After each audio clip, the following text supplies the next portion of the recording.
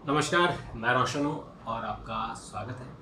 मित्रों, हम लोग क्लाइमेट चेंज और जो इन्वायरमेंटल हैज़ार्ड है उसके लिए चिंता कर रहे हैं और उस पर रोज़ मैं कुछ ना कुछ आपको उसके बारे में बताता हूँ। आज एक खबर आई है कि क्लाइमेट चेंज के कारण हमारी जो पृथ्वी है उसकी धुरी वो स्लो हो गई है। अब सोचिए, अगर हमारी पृथ्वी की धुरी स्लो हो गई तो क्या क्या असर हो सकता है, आप कल्पना करिए। तो इसकी शुरुआत करते हैं। शुरुआत में करूँगा कि क्लाइमेट चेंज के कारण जो मानसून है वो विकराल हो गया है। आप पिछले एक हफ्ते से देखिए कितनी भयानक बारिश हो रही है। कुछ हिस्सों में, देश के कुछ हिस्सों में, सब जगह नहीं, कहीं सूखा पड़ा हुआ है और कहीं भयानक बारिश हो रही है, कहीं लोग मर रहे हैं। अभी कल की हम बात करें तो गुजरात की देवभूमि द्वारकाधीश और पोरबंदर, जहाँ महात्मा गांधी जी पैदा हुए थे, वहाँ लबालब भरा हुआ है। पूरी बाढ़ आ गई है, जलमग्न है पूरा शहर, दोनों, द्वारकाधीश भी और पोरबंदर भी। और ये वो पोरबंदर है कि हालांकि ये समंदर के नज़दीक है और यहाँ जो नदी है वो थोड़ी सी उथली है तो पानी शहर में आ गया। लेकिन यहाँ क्यों हुई? क्योंकि यहाँ 208 बारिश एक साथ हो गई। इतनी भयानक बारिश हो गई कि पूरा शहर जलमग्न हो गया। और हम आंध्र प्रदेश की बात करें, आंध्र प्रदेश में आपने देखा कि कैसे समुद्र की मछलियाँ, नदी की मछलियाँ सड़कों पर आ गई, तो सड़कों पर तैर रही हैं।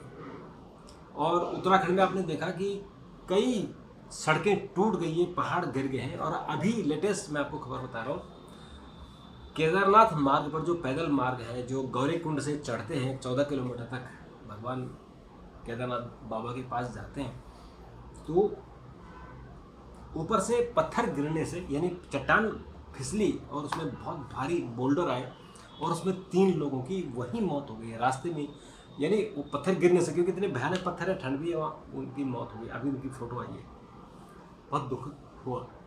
और उनके साथ 2 और लोग हैं जो बहुत बुरी तरह से घायल है। शायद उसकी, जो मैं सुन रहा था भी, कि शायद उनकी सांसें बहुत स्लो स्लो चल रही है, पता नहीं वो जिंदा रहते हैं क्या। तो ये सारा जो हो रहा है वो क्लाइमेट चेंज।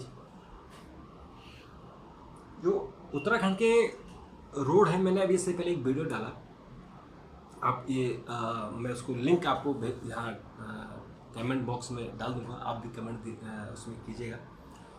उसमें मैंने देखा कि कैसे बाढ़ के कारण पूरे देश में तबाही मची हुई है जगह जगह, और ये सिर्फ एक ही रीज़न है और वो है क्लाइमेट चेंज। क्योंकि क्लाइमेट चेंज का जो नुकसान होता है वो या तो बहुत ज़्यादा बारिश होती है, या सूखा पड़ता है, या बहुत ज़्यादा तूफान आते हैं, जो चक्रवात होते हैं वो आते हैं, या स्नोफॉल होती है, या फिर ग्लेशियर पिघलते हैं। तो ये सारे जो सिम्टम्स हैं, जो इसके उदाहरण हैं, वो हमारे सामने आ रहे हैं। और उत्तराखंड में तो स्थिति ये हो गई कि केदारनाथ जी में बाढ़ आ गई थी 2013 में, जिसमें 10,000 लोग मरे थे। तो सड़कें टूट रही हैं। और हमारी जो सरकार है, हमारे जो सड़क परिवहन मंत्री हैं नितिन गडकरी जी, ये सड़कें चौड़ा कर रहे हैं। ये कह रहे हैं कि जो नेशनल हाईवे है वो पहाड़ों में भी नेशनल हाईवे की तरह वो 4 लेन की होनी चाहिए। पहाड़ों में 4 लेन आप करोगे, सारे पहाड़ तोड़ोगे, सुरंगें बनाओगे, पहाड़ हिलेंगे और फिर स्थिति खराब होगी। और जैसे मैंने अभी चर्चा की आपसे, महाराष्ट्र में जगह जगह बाढ़ आई हुई है, आंध्र प्रदेश में जगह जगह बाढ़ आई है, बिहार की बुरी हालत है।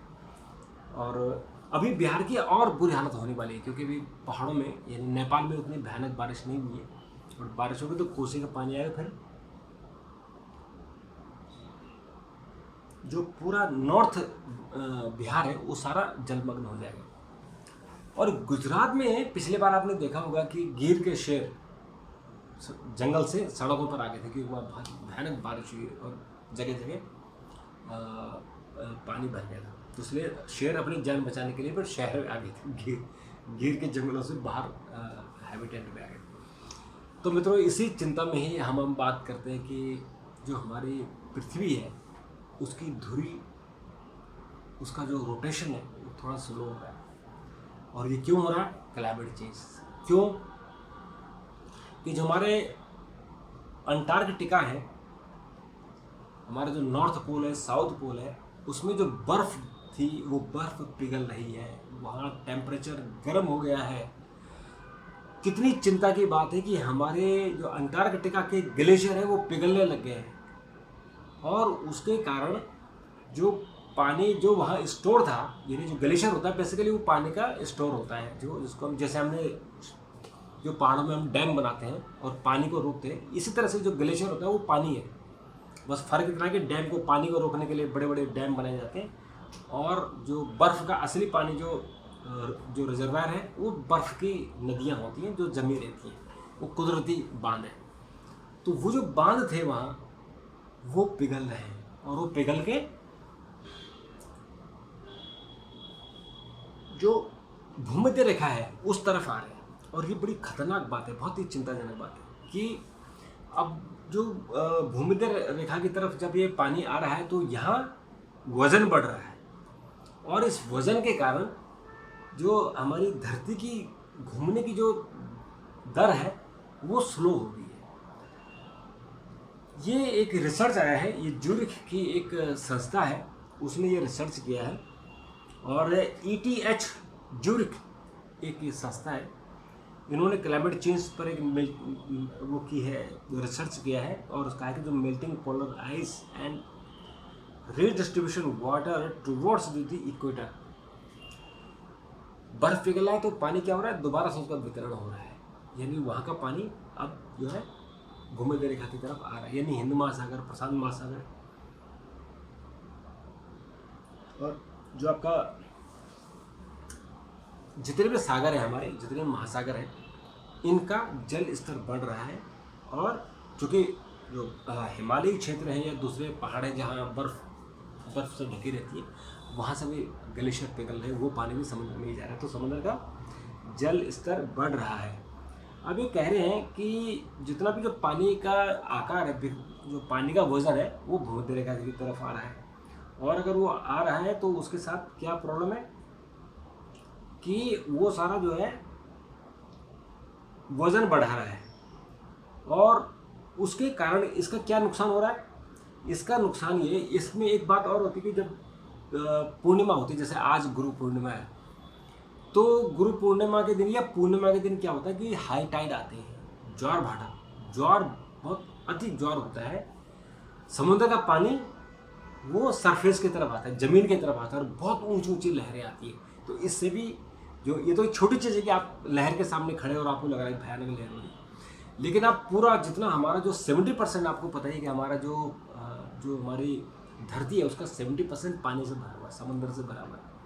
तो जब वो हिलोरे मारेगा तो पृथ्वी हिलेगी, और इससे भूकंप भी आते हैं। लेकिन अब जो नई स्टडी आई है कि इसके कारण जो रोटेशन स्लो हो रहा है, उसके कारण क्या हो रहा है कि हमारे दिन बढ़ रहे हैं, रात छोटी हो रही है, और दिन किस स्पीड से बढ़ रहे हैं, जो हमारे, अगर आप नॉर्थ पोल में चले जाएँ, स्विट्जरलैंड की तरफ चले जाएँ, अगर आप आयरलैंड की तरफ चले जाएँ, तो वहाँ अभी भी यानी दिन बड़े होते हैं, रात होती नहीं, कुछ जगह तो होती नहीं है। नीदरलैंड में जैसे रात नहीं होती, उसके कुछ हिस्से ऐसे जहाँ 6 महीने तक दिन होता है, 6 महीने रात होती है।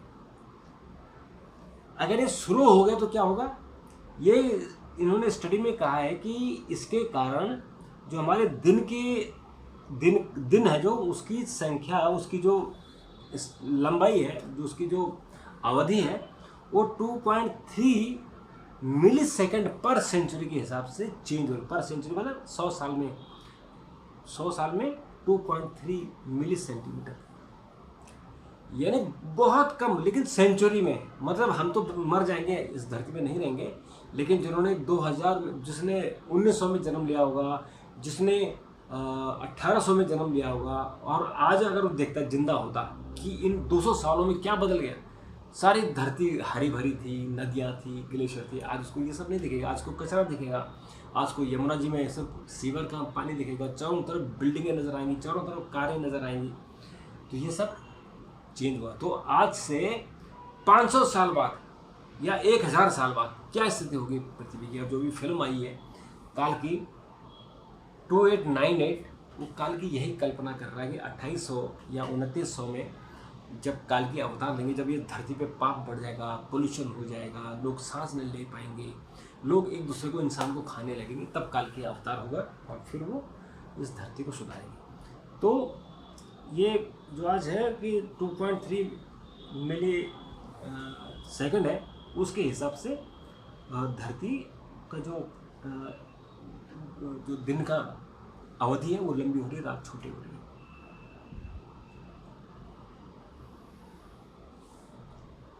तो मित्रों, ये जो क्लाइमेट चेंज का असर है ये बहुत भयानक है। ये केवल यहीं तक नहीं है, जितनी बीमारियां फैल रही हैं, चाहे आपकी कोविड हो, आपकी अभी एक खबर आई अभी कि केरल में एक जो वायरस है, नेपा वायरस, वो पकड़ा गया है। और सोचिए आप कि ये इतना भयानक वायरस है कि ये कोविड और जो दूसरे मलेरिया के वायरस है वो उसके सामने कुछ भी नहीं है, ये सबको निगल जाएगा। तो ये सारी क्लाइमेट चेंज के कारण हो रही है। तो मित्रों, मैं आपको लिंक दूंगा जो हम मैंने नदियों के बारे में बात की, और मेरे यूट्यूब चैनल में ही आप देखिए, मैंने इस चैनल में केवल पर्यावरण से जुड़ी खबरें दी हैं। आप इसको ज़रूर देखिएगा और कमेंट बॉक्स में कमेंट भी कीजिएगा, ताकि मैं आपको रोज़ इन्वायरमेंट से जो हमारी चिंता है उसके बारे में आपको कुछ नया दे सकूँ। तब तक नमस्कार, थैंक यू, धन्यवाद।